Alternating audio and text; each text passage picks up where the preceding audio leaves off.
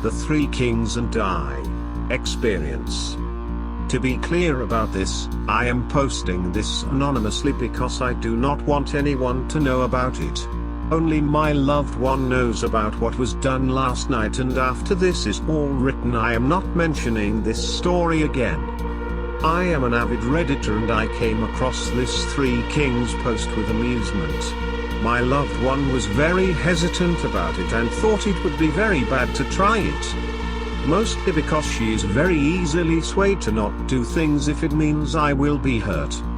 After reading it fully, I found a way to coax her into helping me with it. You see, I have a friend I could have asked to help me, but she doesn't trust him at all. When she said no to helping, I said I would ask him to help, and she became very protective and said she would do it just to make me stop harping on the idea. We went through with the setup. She got the chairs while I went to the attic for my Simba doll. It is the only toy I've ever kept and love more than anything. My loved one grabbed my cell phone to charge it, and I got a candle and a new lighter from the store across the street. When my loved one read through the whole thing, she told me, "I really hope I don't have to resort to pouring water over you." I laughed and told her she would probably hope she had an excuse to pour the water on me.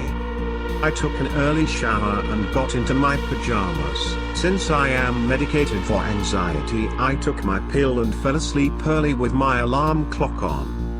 While I slept, my loved one took precautions. She kept the car keys, house keys and shoes by the door.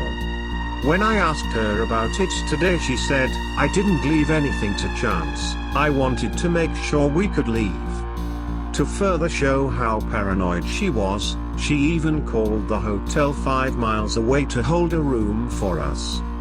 There are dozens of hotels around us, but she refused to have one so close. I woke up to the alarm and got up quickly to see her help me get my candle and my Simba. I was ready. She made sure I had my cell phone on high and I went towards the room. The door was open. Well, that was a good sign to me. It meant I didn't have to haul ass to leave. The mirrors were from a set my mother had. 2 very tall mirrors in front of the chairs, and I sat down with the fan behind me. I sat still and stared in front of me without looking to the sides. I felt nervous, but also, I felt like I was going to cry. It was odd, the crying had a mixture of happiness. Like I was filled with 2 personas. I kept staring and ignored it. After a minute I started to feel my leg shake. My leg stopped when I heard stop.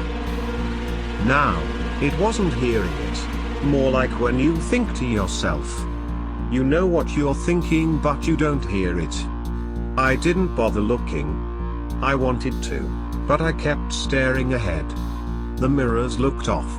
The one to my left looked like a funhouse mirror, while the one to my right looked like it was shivering. I just tried to keep myself calm, and I finally felt a shiver go up my spine. The voices I was hearing started in that moment. One offered a solution. A full-out solution to help me feel better. For everything to stop being painful and for my need of medication to cease. You just have to look at me and assure me you won't tell anyone I did this for you. It was such a sweet voice, almost like a mother. Though, there was something talking oddly to me. I couldn't quite understand it, but somehow I just knew what it was saying. The sweet voice just chuckled. "Ignore that, come on. Look at me and promise you won't tell anyone. It's just a promise." I wanted to look, and then the other voice got louder. It kept going on about how I had to blow out the candle and stop this. It told me to just stop and leave. Though here was something odd about what it kept saying. It kept one detail straight. No matter how I went about my actions in moving, I had to do it with my eyes shut.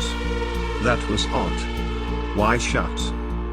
The sweet voice told it to be quiet. "Don't blow that candle out. You'll just burn yourself." burn myself? But if I blow it out there won't be fire to burn me. I'm not looking at you. I said it. I finally said it. But that was bad. No, I shouldn't have said it. The voice went from sweet to angry. A bitter, cold and evil tone of voice. It hissed things at me, horrible things, words I don't want to even type out. And when it all happened I felt my hand grasp around my Simba to keep me safe. To keep me from harm. I remember there being an essence of it being over. I don't even know why, but my eyes were starting to go to the right, to look at the mirror until I felt water on me. I felt freezing and hands were on my shoulders pulling me out of the room and out of the house. My loved one shook me and I was clinging to my Simba. She was crying. She asked me why I would do that to her. I finally asked her what she was talking about and she finally said that after about a minute she heard me giggling. As she put it, you were acting like you were having a fucking tea party but then started making this noise between the giggling. She said calling my name made me stop giggling and instead start making an SSSSSS noise. She called my phone and nothing. She just went in to wake me up instead. I asked why she insisted on being outside of the house and she said it was because she didn't trust one of the mirrors. I honestly didn't understand what she meant and she said he just didn't trust it at all.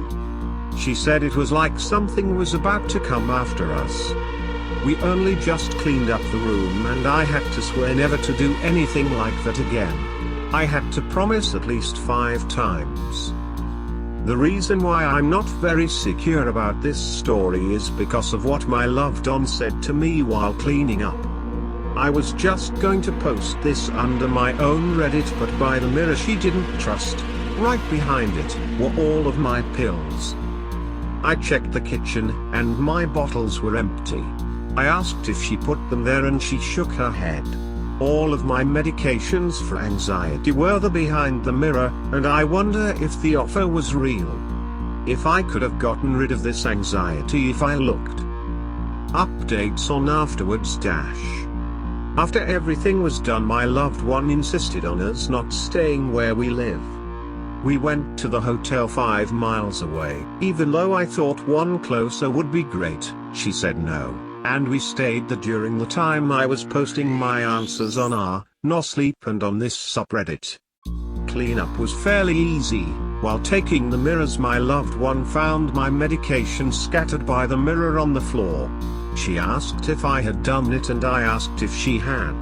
The bottle in the kitchen was empty and still closed. I have a 30-day supply, 30 pills, and 5 days had passed at the time, which meant 25 were left, only 22 were there. We left and stayed in the hotel, though it wasn't exactly peaceful. I felt fine while my loved one kept saying she felt uneasy and nervous. This is pretty normal since she got a scare from what we did with the mirrors. Today we woke up and my friend called. He asked me about what he found on Reddit. As I said, I have a separate account. This one was to keep my story anonymous, and it turned out he as well found the 3 kings. I posted this already, but he is asking me to spot for him, and he said he would do it with or without a spotter. Meaning I am going to be the but as of now my loved one is going to be there as well. While I wait outside the door for him, she will be taking the same precautions she took with me.